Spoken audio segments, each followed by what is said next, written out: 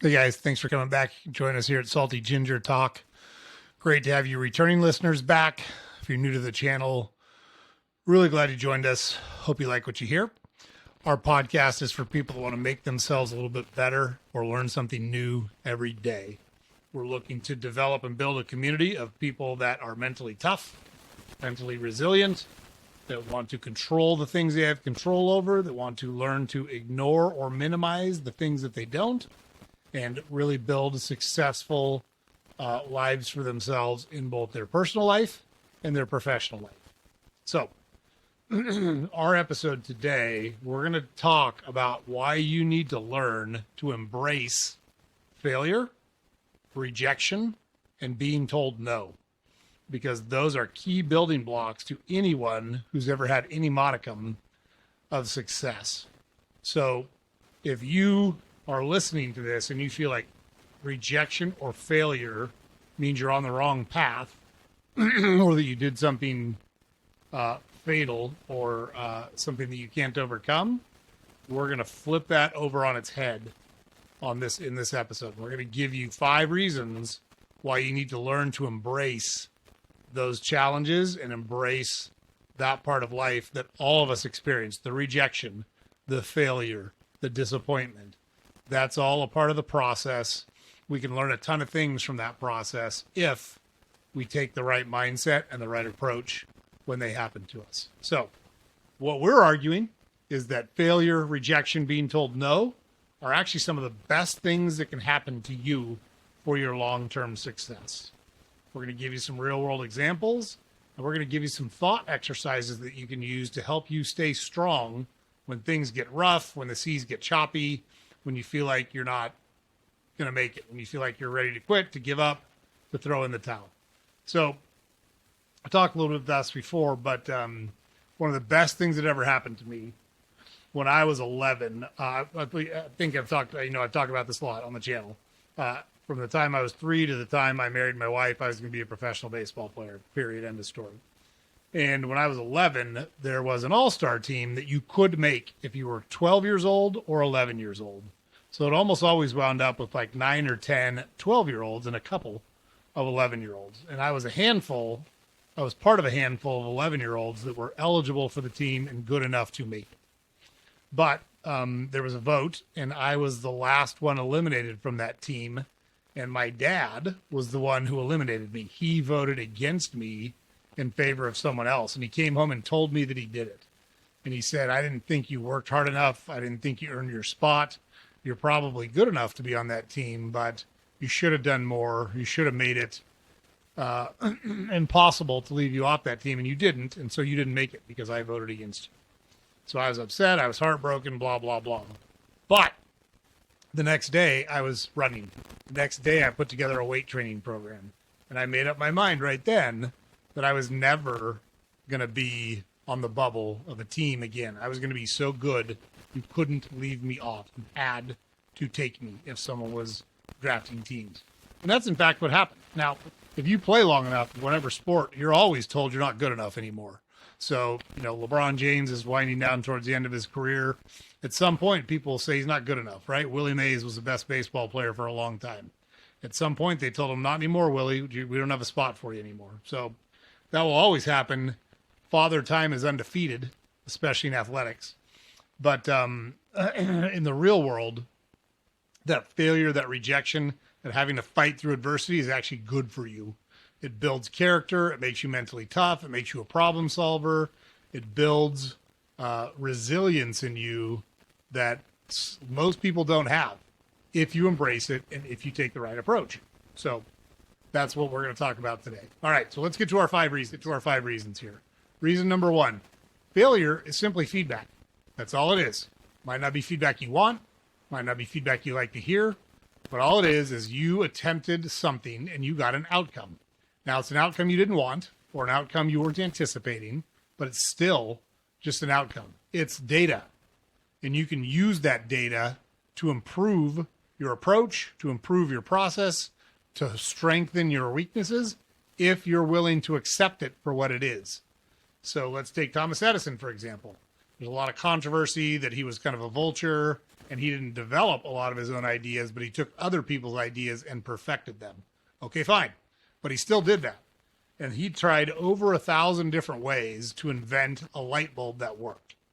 And they all failed. He finally got a prototype that worked and it exploded. Like, who doesn't have electricity in their house now, right? Almost everybody's got it.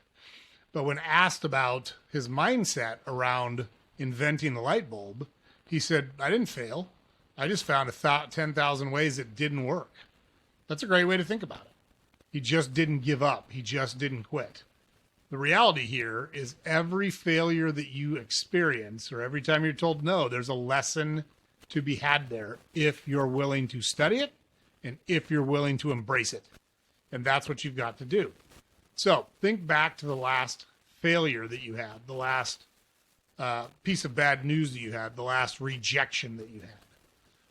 Write down 3 things that failure or rejection taught you that you never would have learned if you had been successful. What were your weaknesses? What did you have to fight through? What were the objections you had to overcome? What were the things you needed to fix in order to become successful? So if you take that approach from it and say, hey, I can learn something from this and I can tailor my approach and make it better for the next time I go after whatever it is that I'm going after, it's not failure at all. It's simply feedback that you're incorporating into your future activities and your future attempts. That's all it is. So you've got to frame each mistake as a lesson learned rather than a mistake, a failure, or a loss. It's really that simple. I played baseball with a guy who he was pitching and he had a 3-2 count. For those that don't know, the next pitch, he's either going to get a walk, the batter's either going to walk, or he's going to get a hit, or he's going to, strike out. Something's going to happen on the next pitch. And one of his fielders said, come on, Keith, don't walk this guy. And we got back to the dugout, and Keith said, hey, don't put a negative thought like that in my head right before I throw in the pitch. And whoever said it said, oh, man, I'm trying to support you. And I said, no, I'm with Keith on this one. Just say, get this guy, right? Sit this guy down. That's exactly the same thing as don't walk this guy, but it's got a positive connotation. And if you reframe your failures to positive connotations or positive experiences because you're getting data, you're getting feedback that you can incorporate into your next attempt to make it better, it changes your mindset completely about failure. You're no longer afraid of failing. It doesn't bother you. It doesn't stick with you the same way. We're not saying ignore it. We're not saying pretend it didn't happen. We're not saying sugarcoat it. We're saying embrace it and learn the lessons that it's trying to teach you. If you can do that, you're going to wind up light years ahead of where you are now. Okay, so reason number 2, rejection is simply redirection. So the core point here is that being told no is often life's way of nudging you, pushing you, redirecting you toward a better opportunity or a better version of yourself. So, for example, Oprah Winfrey, who is a billionaire, who was the queen of media in the 80s and late 80s, early 90s.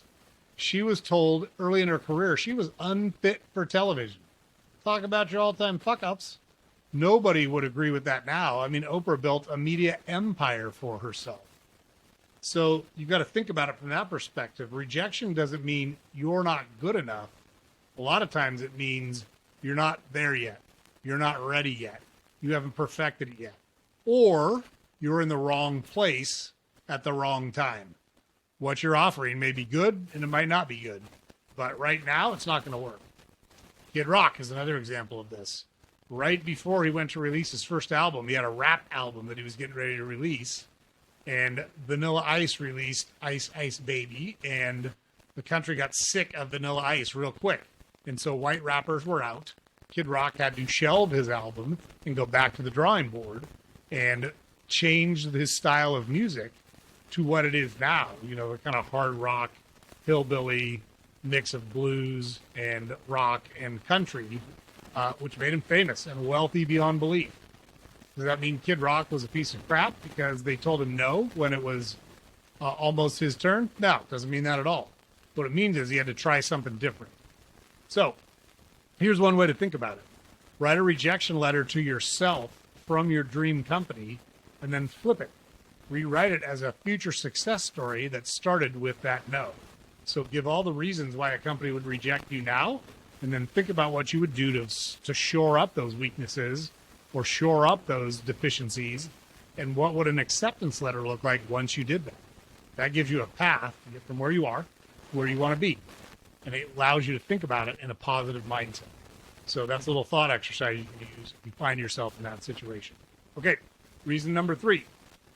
Growth only occurs outside of your comfort zone. The core point here is the best version of yourself is built through discomfort.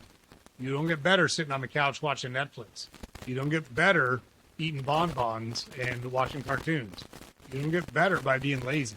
You get better by grinding, by making yourself uncomfortable, by putting yourself in uncomfortable situations. And if you're not willing to do that, you're going to have to accept the way your life is, because it's rarely going to change on its own. It's only going to change when you change it. It's just like in physics, you know, a body in motion tends to stay in motion. A body at rest tends to stay at rest. So unless an external force, and in this case you are the external force, acts on something, nothing's going to change. So if you don't change it, nobody's going to change it. The example here is Michael Jordan's cut from his high school basketball team. Now, was he cut like because he wasn't a good enough basketball player? No, he was a sophomore. He wasn't good enough to be on the varsity team. They wanted somebody taller. And so he said, look, that really lit a fire under me because I really wanted to be on that varsity team. Now, it helped that he grew 5 inches over the summer, but after he was put on the JV team, he started to grind and he started to hone his game and he started to work even harder. And he made it so that it was not possible to leave him off of the next team. And he used that rejection as fuel for his work, for his process, for his growth. And that happened outside of his comfort zone. So every time you're told no, every time you're rejected, every time you're told you're not good enough, it thickens your skin a little bit. It sharpens your mindset. It builds resiliency. And it puts you in a position to fight through to be successful. So you can actually set a goal to set yourself up for rejection. Get rejected 5 times this month. If you're in sales, you better get used to hearing no, because you're going to hear no a lot more than you're going to hear yes. And you can't let it stop you. You can't let it deter you. You can't let it slow you down. Put out job applications. Make pitches to people. Do sales calls. Whatever fits in your world, wherever you have the opportunity to do those things, do them. And track what you learn. And you're going to hear no way more than you hear yes. That's how that whole thing works. It's a numbers game.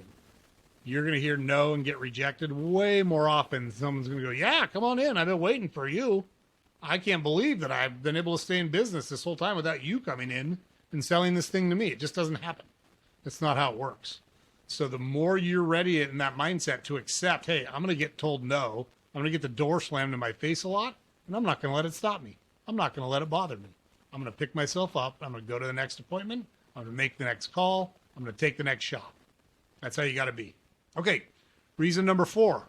Most people actually just quit too soon. Even if they've got a great idea, even if they're on the right track, they quit before they get to the destination because they get tired of rejection. Success is mostly about showing up longer and doing things other people aren't willing to do. Outwork them. Outgrind them. Hear no and pick yourself up and go back in there more often than they do. And you're going to wind up being more successful than they do. I'd love to tell you it's different.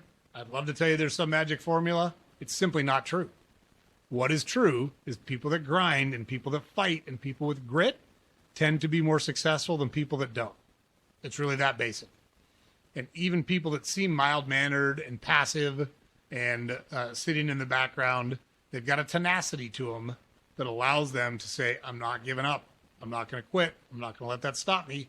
I'm not going to accept this as an answer. I'm going to find a way to make this successful. So J.K. Rowling is a good example. She was, the story's pretty famous now, single mother on welfare, had nothing to her name. She writes the first Harry Potter book, takes it to 12 different publishers, and they reject it. Like, get this shit, nobody's going to read this shit. What kid's going to read a 600-page book? It turns out every kid in the world is going to read a 600-page book about Harry Potter. So what if she had stopped at number 10? She'd still be in the pub writing her books without any of the success that she had because she wasn't afraid to keep grinding and keep hearing no. So if she'd have quit at 10, who knows? Who knows where the whole thing would have wound up?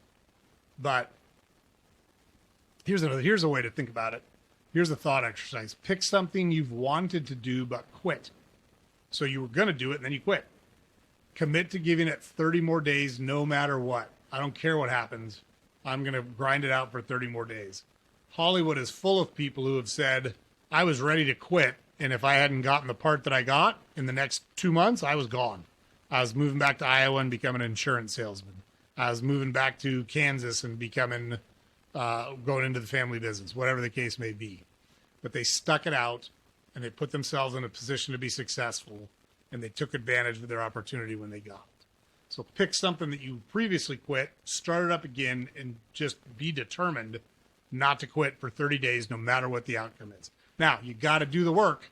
It's not just going to fall in your lap. It's not going to be easy, but you've got to develop a mindset that I don't care what happens. I'm going to fight my way through it. Okay, reason number 5, mental toughness is a skill. You're not born with it. Some people may be born with more tenacity and more aggressiveness than others, but it's a skill that you can develop just like anything else. Dealing with rejection and failure is not a personality trait. It's a trained mindset. Now, again, some people have a more natural proclivity towards it than others. I certainly would consider myself one of those people. I've never cared a lot what people thought about me, and that doesn't mean that I don't try to improve myself or I don't take feedback and say, hey, they're right. This is a fair criticism of me, and I've got to work on this. But simply because someone says, no, I don't like you, okay, duly noted. That's fine. Lots of people don't like me. That's how it goes. Elon Musk is a great example of this.